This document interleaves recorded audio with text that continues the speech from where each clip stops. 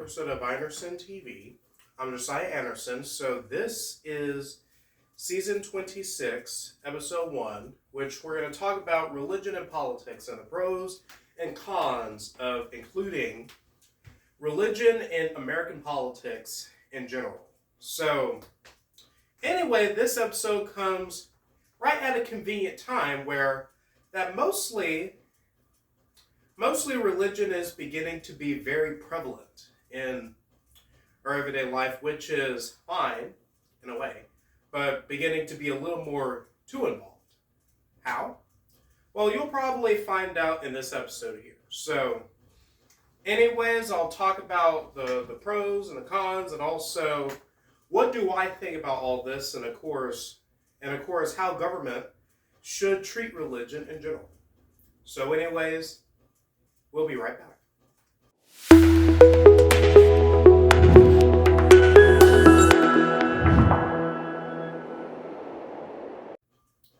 So anyways, let's go into the pros and cons when it comes to talking about religion in general. So anyways, we have, for every pro, there's a con.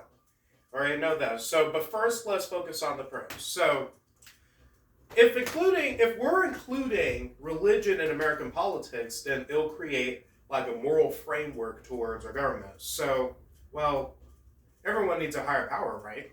So, anyways, and what that religion teaches them about goodwill and good morals or something of that matter. So, anyways, it might boost the politician's job into probably doing some good. I threw up a little in my mouth there, did I? So, I'll probably get to my opinion soon. So, anyways, cultural identity. So, yes, we like to think that America was founded on Protestant Christianity, Judeo-Christian origins and beginnings or something like that. Well, unless we're talking about how English settlers came here to America and to escape from the Catholic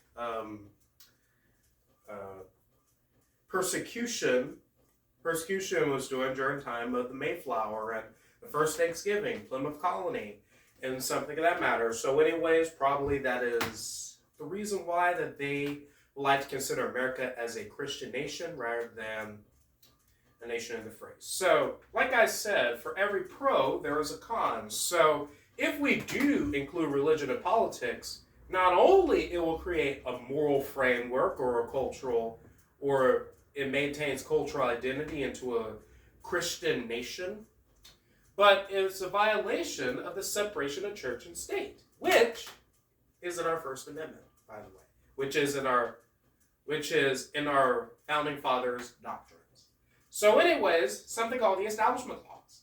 So anyway, which includes in there the violation of separation of church and state. So anyways, like for example, Louisiana adding the 10 Commandments into every public school classroom. That's right, you heard me, public school classrooms.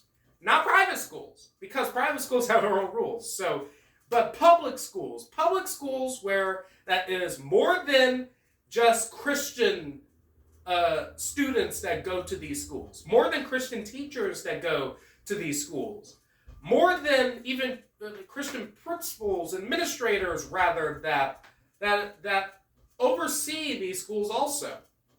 So anyways, for politicians that know absolutely nothing about education, they would constantly add something like the 10 Commandments. Louisiana's already last in education.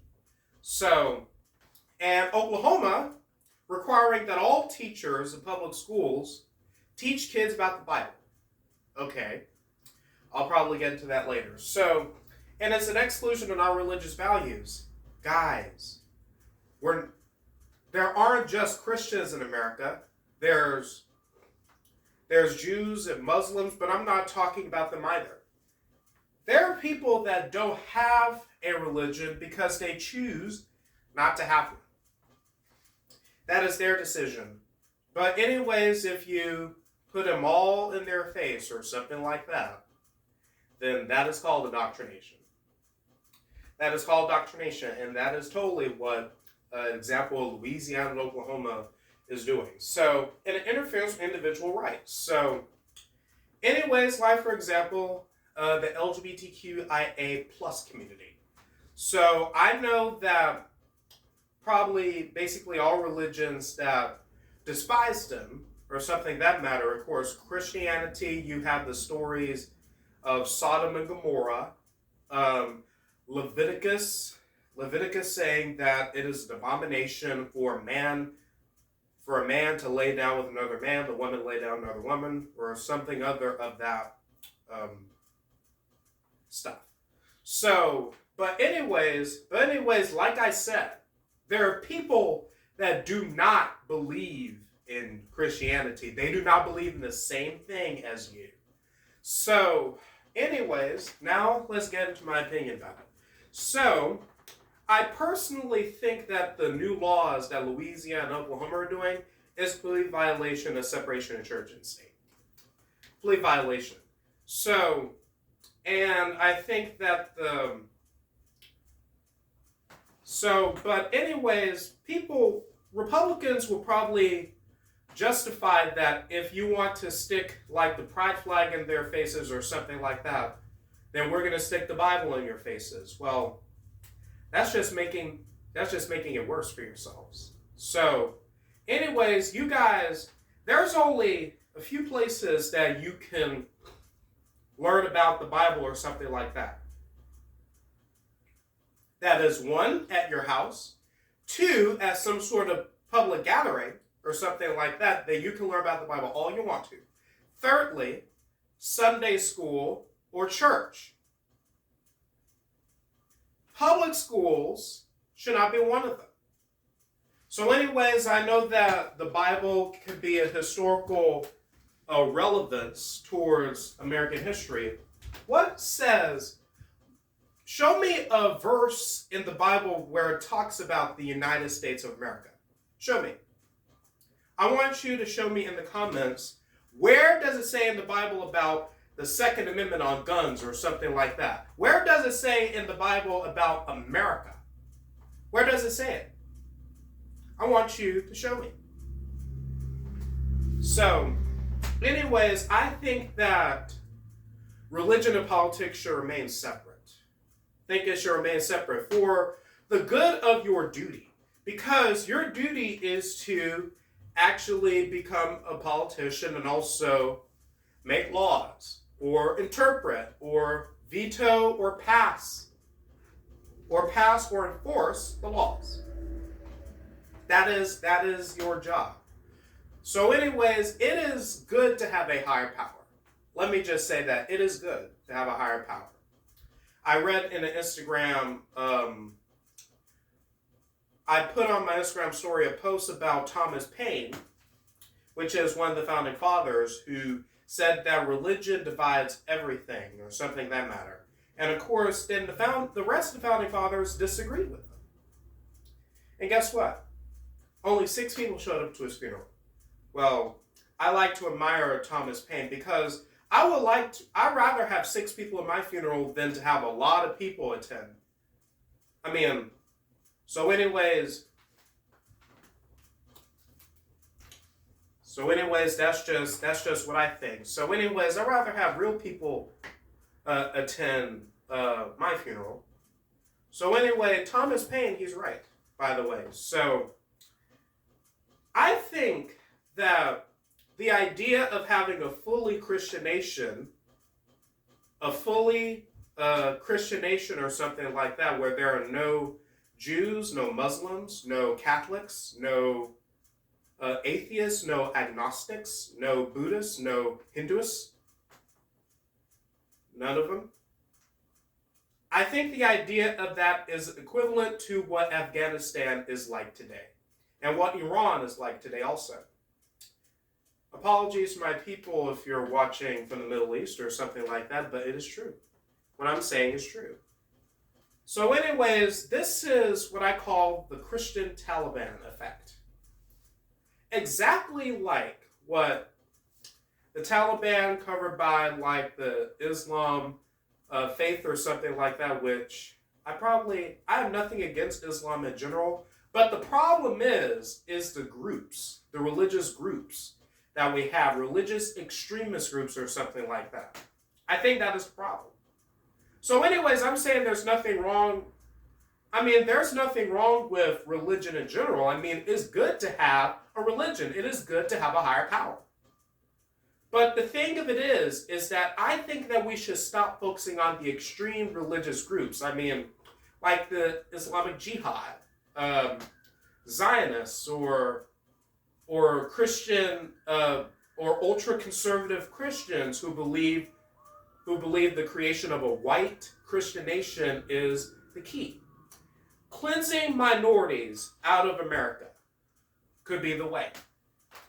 So anyways, though, that is what I call absolutely ridiculous. Now, what I probably said here that you might not disagree with, I might receive a lot of hate from this episode or something like that. People might call me a heretic or an atheist or something like that. The answer is, bring it on.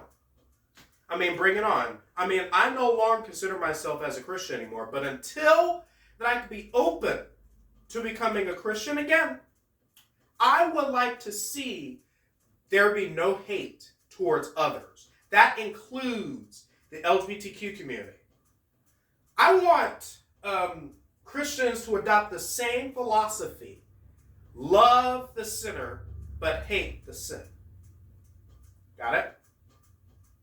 I mean, just that simple. I mean, you don't have to agree with it, but you can still respect the person. It is the reason why that people in this community are not Christians, because you have parents that do not accept them for who the heck they are. That is the reason why, and let that sink in. That is exactly the reason why. So, anyways, I'm very passionate about speaking up to this, and well, it all depends on what goes on in the election. Something like that. So, we'll be right back.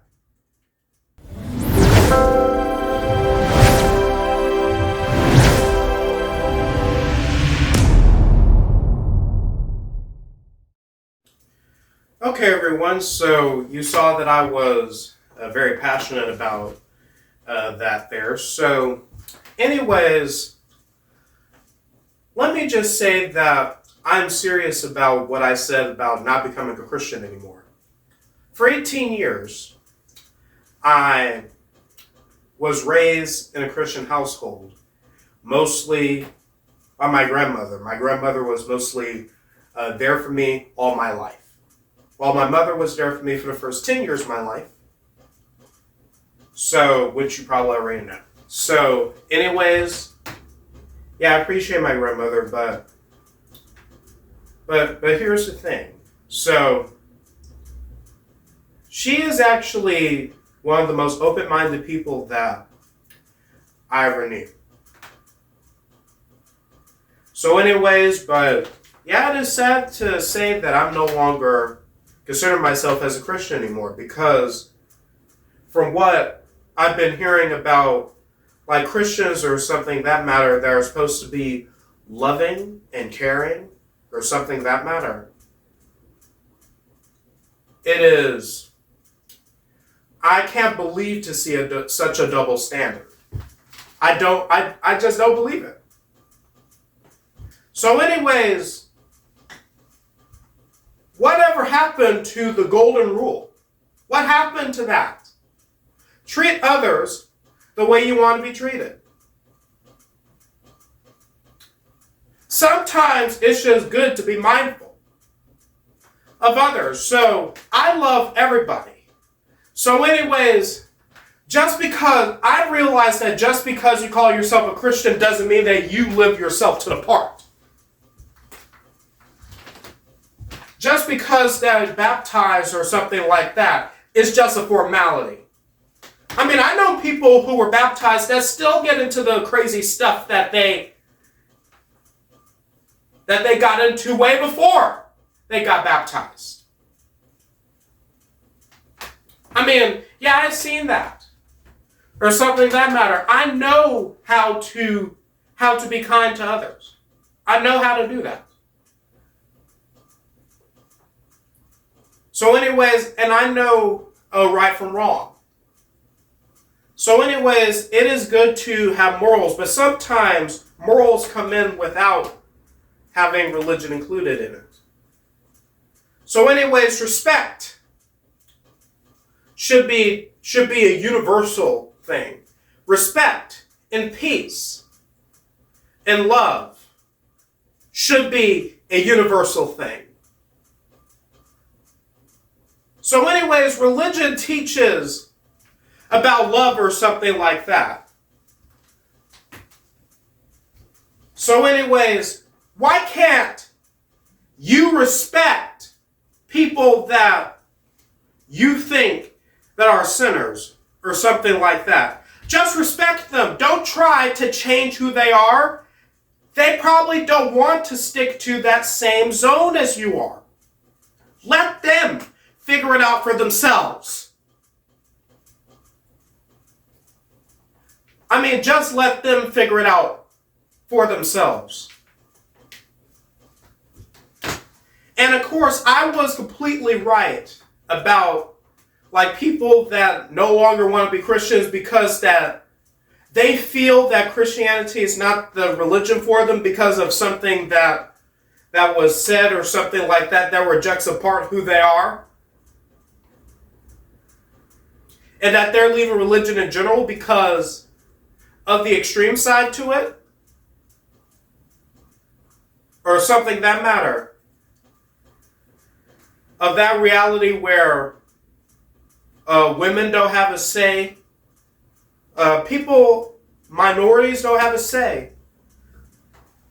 And pretty much others that aren't in the majority don't have a say either. I mean, I love everybody.